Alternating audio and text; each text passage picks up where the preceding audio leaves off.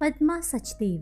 पद्मा सचदेव का जन्म 17 अप्रैल 1940 जम्मू से 40 किलोमीटर दूर एक ऐतिहासिक गांव पुरमंडल के प्रतिष्ठित राजपुरोहित परिवार में हुआ था। डोगरी की पहली आधुनिक कवयित्री होने का उन्हें गौरव प्राप्त है। कुछ बरस उन्होंने मुंबई रेडियो में स्टाफ आर्टिस्ट के रूप में भी कार्य किया और 1971 में उनकी मेरी कविता मेरे गीत नामक कविता संग्रह को साहित्य अकादमी पुरस्कार भी मिला। तो आज उन्हीं की एक कहानी कल कहाँ जाओगी सुनते हैं मेरी यानी दिव्या मिश्रा की आवाज में। सुबह की पहली किरण की तरह वो मेरे आंगन में छन से उतरी थी।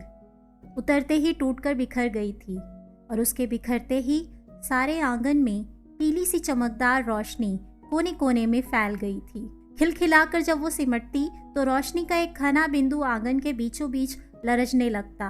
उसकी बेबाक हंसी से आंगन के जूही के फूल खुलकर अपनी खुशबू बिखेरने लगते। उसका नाम था प्रीत। मैं उसे प्रीतो कहती थी। हुआ यूं कि मेरी एक बड़ी पुरानी सहेली अपने घर जा रही थी। मेरे पति विदेश गए थे। घर वैसे भी काटने को दौड़ रहा था। मेरी सहेली ने प्रस्ताव रखा कि प्रीतो को कुछ दिन मैं अपने घर पर रख लूं, तो मैंने फौरन हाँ कर दी। मेरी सहेली का दायां हाथ थी प्रीतो।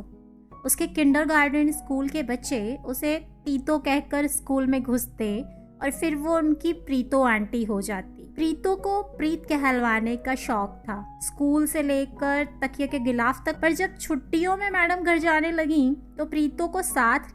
जब मैडम ट्रेन पर बैठी तो जो प्रीतो उसका रायती संभाल कर देती रही थी थक कर चूर हो चुकी थी। आते ही उसने 2 सैरिडॉन खाई और सो गई। दूसरे दिन अभी घर में चहलकदमी की आवाज़ें आनी शुरू हो गई थी। बाथरूम का पानी धुआंधार बहने की आवाज़ आई। लोहे की बाल्टी में खुले नल का पानी शोर कर रहा था। बिस्तर में आंखें मीचे मीचे मैं जोर से चिल्ली, प्रीतो! जी मैडम। वो जैसे मेरे सर पर ही खड़ी थी। खबरदार जो तुमने मुझे मैडम कहा। मैं झल्लाकर उस पर बरस पड़ी तो वो मासूमियत से बोली, तो फिर क्या कहूँ मैडम जी? पहले ये बंद करो और तुम मुझे दीदी कह सकती हो। वो मुझसे कब आकर लिपट गई ये मैं जान ही ना पाई। दीदी दीदी कहकर उसने सारा घर गुंजा दिया। फिर उसके अतीत की चंद पोटलियाँ पल भर में ही मेरे सामने बिखरी पड़ी थी। प्रीतो अकेली बेटी थी, 3-4 भाइयों की अकेली बहन। पर उसका बाप जो बढ़ई से ज़्यादा शराबी था, उसने इसके ज़रा सा बड़ा होते ही इसे नंबरदार के बेटे को ब्याह दिया। उसे पुराना दमा था। इस अन्याय का विरोध कौन करता? उसके भाई शराबी बाप की मार खा खा कर दौड़ने की उम्र आते ही घर से भाग गए थे। माँ घर की दीवारों जैसी ही एक दीवार थी। भगवान की करनी, सुहाग रात के दिन ही दूल्हे महाशय को दमे का ऐसा दौरा पड़ा कि अस्पताल ले जाना पड़ा। सुहाग सैया पर बैठी बैठी प्रीतो सोई रही। सुबह लोगों ने कहा, कुलक्षणी आते ही पति पर वार कर दिया। पता नहीं नंबरदार के इस नाम का क्या होगा। इसका पाँव तो जानलेवा है। तभी हमारी मैडम वहाँ पहुँच गई और शौहर के मरने के पहले ही उसे घर ले आई।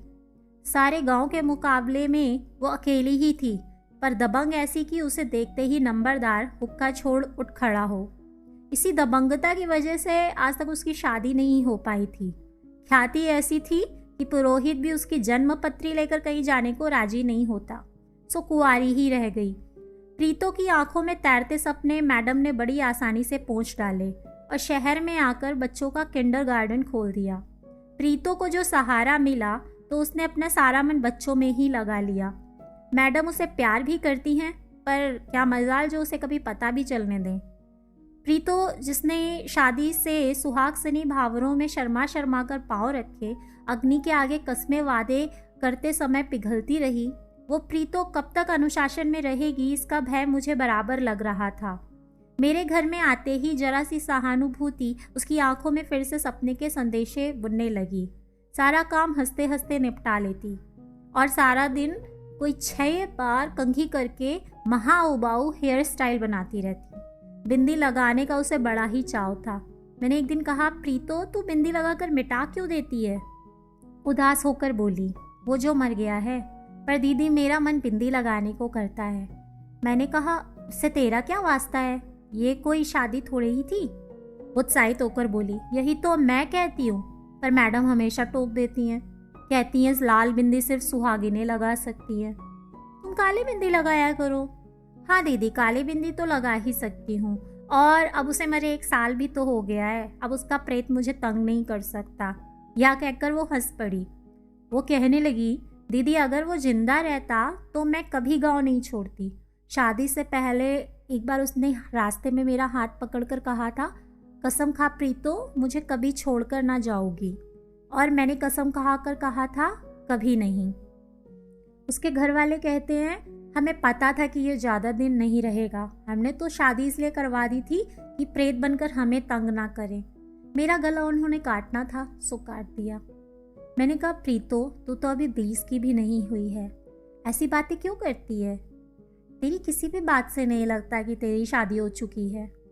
ये जोक जो तुमने अपने मैडम की संगति में लिया है जानबूझकर, इसे छोड़ना ही होगा। दीदी पति को लेकर जो सपने में बुना करती थी, उनका राजकुमार ये तो ना था। वो सपने बड़ी बेरहमी के साथ मेरी आंखों से पोंछ दिए गए। अब उस नई स्लेट पर कोई ना कोई रोज आकर मिट जाता है, पर कोई मूरत बनती ही नहीं। मैंने उसे बड़े प्यार से पूछा, तुम्हें कोई तो अच्छा लगता होगा प्रीतो? नहीं, पर मेरा जी चाहता है कि मैं किसी को अच्छी लगूं। हाथ पाँव में मेहंदी, मांग में सिंदूर, लाल जोड़ा, सुरमई आंखें, इनके साथ अगर सुहाग होता है तो मेरा भी हुआ था। पर सुहाग तो पति के साथ होता है, और वो तो मैंने देखा नहीं। प्रीतो, मैडम का किंडरगार्टन तू ही तो संभालती है। अगर तुझे कोई अच्छा लगे तो क्या ये सब छूट जाएगी? पता नहीं दीदी, पर मैडम क्या ये बात कभी सह पाएंगी? यही तो बात है, मैडम का मुझ पर पूरा भरोसा है। इसी से मुझे डर लगता है कहीं कोई अच्छा ना लगे। मैडम तो मैडम, बच्चों के माँ बाप भी मुझ पर भरोसा करते हैं। मैडम को तो सबके नाम भी नहीं आते, और फिर अगर एक दिन अपने हाथ से बनाकर ना खिलाऊं तो मैडम खाती ही नहीं है। 2 महीने कब निकल गए पता ही नहीं चला। बस एक दिन मैडम आई और प्रीतो को लेकर चली गई। जाती बार प्रीतो ने चोरी से मुझसे कहा था, दीदी मुझे भूल नहीं जाना, मैं तो नहीं आ पा। कुछ दिन पहले एक बच्चे की माँ ने ना बताया तो मुझे कहाँ पता चलना था। कोई मुआ दर्जी है सब्जी वाले की दुकान के पास, उसी के साथ भाग गई होगी। उसी के साथ आंख मटक्का चल रहा था। एक बार मिले तो पुलिस में देकर छुट्टी पाऊँ। इंस्पेक्टर तिवारी के दोनों बच्चे मेरे ही स्कूल में हैं। मैंने कहा, मैडम तुम रूखी सूखी लकड़ी हो, अगर वो नागरबेल कहीं सहारा ढूंढती है तो जाने दो उसे खुशी ढूंढ लेने दो। बिफर कर मैडम चिल्लाई, ओ तो ये आग तुम्हारी लगाई हुई है। मुझे तो पहले ही समझ लेना चाहिए था कि मेरी ट्रेनिंग में कहाँ गलती हुई है। ना तुम्हारे घर उसे रखती, ना ये नौबत आती। अब मुझे भी ताव आ गया। मैंने भी चिल्ला कर कहा, ये आग मैंने नहीं लगाई है, पर ये आग मुझे ही बुझानी चाहिए थी। तुम मेरी दोस्त हो, तुम्हारे पापों का प्रायश्चित मैं नहीं करूंगी तो कौन करेगा? तुम क्या जानो, पुरुष के फेरों की मारी को तुमने अपने अनुशासन के डंडे से साध रखा है। तुम जल्लाद हो तोशी, तुम इंसान नहीं हो। तुमने मोहब्बत की जिंदगी नहीं देखी। कभी देखो तो जानोगी कि तुमने अब तक क्या खोया है। मैडम झल्ला कर बोली, मुझे फरेब नहीं खाना है मिसेस आदित्य वर्मा। आप घर में रख कर देखिए, अगर तुम्हारे पालतू आदित्य को भी ना झटका दे दे तो मेरा नाम भी तोशी नहीं। दिन रात उसकी इशारेबाजियाँ क्या मेरी नज़रों से नहीं गुजरती? अगर इस स्कूल की मुसीबत नहीं होती तो कब की भेज देती उसी गांव में जहाँ से कसाईयों के हाथ से छुड़ा कर लाई थी। शादी करवा दो उसकी, मैंने कहा। चलो चाय पिए, पानी खौल रहा होगा। मैंने प्यार से उसका हाथ पकड़ा। चलो मैडम, तुम्हें रूह अफ़ज़ा पिलाती हूँ। उसके बाद उसका जी थोड़ा हल्का हुआ तो मैंने कहा, मैडम उसकी शादी कर दो। उसके हालात में एक बार अपने आप को खड़ा करो और सोचो। मैडम बोली, मैं कोई अच्छा लड़का देखकर कुछ कर पाती, इसके पहले ही लगता है वो भाग गई। आज दूसरा दिन है। तौबा तौबा, अभी तो शाम की क्लासों के लिए बड़े बच्चे आते होंगे। लो मैं चली। कई दिन हो गए। एक दिन शाम के वक्त मैंने दरवाज़ा खोला तो प्रीतो सामने खड़ी थी। पीछे एक लंबा तगड़ा खूबसूरत सा लड़का। शराब से वीर बहुटी उसकी आंखें जैसे मेरे भीतर कुछ कपा सा गई। बिखरे बाल और दम्भ से भरे चेहरे पर मस्तक। उसने मेरी अभ्यर्थना में जरा सा झुका भर दिया। मैं स्नेह से दोनों को अंदर ले आई। चाय का पानी चढ़ाने जैसे ही मैं रसोई घर में गई, प्रीतो पीछे पीछे आ गई। हंसकर बोली, कैसा है? मैंने कहा, अच्छा। वो हंसी, फिर बोली, शराब तो रात को पीता है, आंखें हमेशा लाल रहती हैं। मैंने कहा, मैडम को मिली? प्रीतो ने नीची नज़र करके कहा, गई थी, उसने निकाल दिया। प्रकाश, यही आदमी बड़ा गुस्सा हुआ। थोड़ा ठहर कर बोली, दीदी मुझे पुरानी धोतियाँ दे देना। दिए और प्यार से कहा, प्रीतो मैं हूँ, कभी 19-20 हो तो याद रखना। प्रीतो मेरे सीने से लगकर रो पड़ी। मुझे मालूम था कि वो गलती कर चुकी है। ये आदमी पति जैसा तो नहीं लग रहा।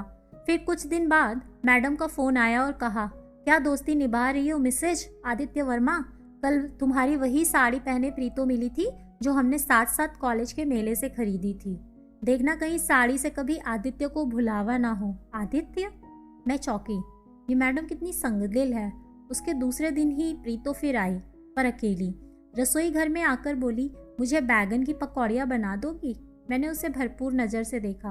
वो शर्माई और कहने लगी, अभी तो 3-4 महीने हैं। आज वो नासिक गया है तभी आ सकी हूँ। आप मुझे कुछ पैसे दोगी? वो तो खाली राशन लाकर रख देता है, एक भी पैसा नहीं देता। बाहर से ताला लगाकर दुकान पर जाता है। फिर अचानक खुश होकर बोली, वहाँ एक खिड़की है जिसमें से कूदकर मैं कभी कभी निकल आती हूँ। पर एक दिन पड़ोसिन ने उसे बता दिया था। उस रात उसने मुझे बहुत मारा। मैंने उसकी ओर देखे बिना पूछा, कोई शादी का कागज है तुम्हारे पास? बोली, नहीं, शादी तो मंदिर में हुई थी। पैसे लेकर प्रीतो चली गई। 3-4 बरस उसका कोई पता नहीं चला। एक दिन मैडम ही कहीं से खबर लाई थी कि उसका पति उसे बहुत मारता है। एक दिन देवर ने छुड़ाने की कोशिश की थी तो उसे भी मारा और प्रीतो को घर से निकाल दिया। वो तो पड़ोसियों ने बीच बचाव करके मेल करा दिया। मैं थोड़ी दुखी हुई। फिर सोचा, बच्चे हैं, बच्चों के सहारे औरतें रावण के साथ भी रह लेती हैं। इसी तरह एक शाम आई, साथ लाई कुछ मेहमान।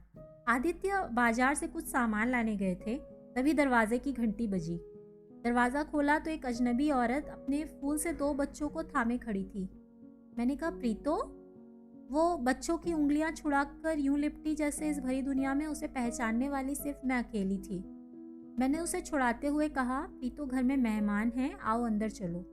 बगैर भूमिका बांधे प्रीतो ने कहा, दीदी वो चला गया है दुबई, घर भी किसी और को दे गया है, सिर्फ आज रात मुझे रह लेने दो। मैंने कहा, प्रीतो ये मेहमान आज ही आए हैं, मैं तुम्हें कहाँ सुलाऊंगी, फिर बच्चे भी हैं। प्रीतो ने कहा, मैं इन्हें लेकर बरामदे में सो जाऊंगी, कल सवेरे यहीं मुझे किसी को मिलना है, वो मेरा कोई इंतज़ाम करने वाले हैं। मैडम मुझे किसी आश्रम में भेजना चाहती हैं। मैंने कहा, तुम मैडम के घर क्यों नहीं गई? वो कभी नहीं रखेंगी दीदी, और मैं फिर से आश्रम नहीं जाना चाहती। पर क्यों? अगर कभी इनका बाप आया तो? मेरी आंखों के आगे आदित्य का चेहरा घूम गया। मैडम की कही हुई बात भी याद आई। एक रात उनकी मर्जी के बगैर रख भी सकती थी, पर प्रीतो को ये पूछने का साहस उसमें ना था कि कल कहाँ जाओगी। मैंने अपने अंदर के इंसान का गला दबाया और उससे कहा, प्रीतो यहाँ रहना मुमकिन नहीं है, ये लोग हमारे जेठ की लड़की देखने आए हैं। लड़की कल दिल्ली से आएगी, ऐसे नाजुक रिश्तों के दौरान मैं घर में कोई अनहोनी नहीं कर सकूंगी। तुम पैसे ले लो, अगर कल सवेरे यहाँ से किसी को मिलना है तो टैक्सी में आ जाना, अब तुम जाओ। मैंने उसके दोनों बच्चों को उंगली से लगाया, दरवाजे के बाहर जाकर चौकीदार से टैक्सी मंगवाई और बच्चों के साथ प्रीतो को बैठते देखा। उसकी पसीने से तर हथेली में कुछ नोट खोस दिए। घर आकर दरवाज़ा बंद कर लिया। ये दरवाज़ा मैंने प्रीतो के लिए बंद किया था या अपने लिए, ये जान नहीं पाई। रात भर मुझे चौराहों के ख्वाब आते रहे। फिर मैं कई दिन दीवारों से पूछती रही, कल कहाँ जाओगी? तो आप सुन रहे थे पद्मा सचदेव की कहानी कल कहाँ जाओगी, मेरी यानी दिव्या मिश्रा की आवाज़ में। अगर ये कहानी आपको पसंद आई हो तो प्लीज़ इस कहानी को पसंद करें, लाइक करें, शेयर करें, सब्सक्राइब करें। एंड फिर मिलते हैं एक थोड़े से अल्प विराम के बाद एक किसी नई कहानी के साथ।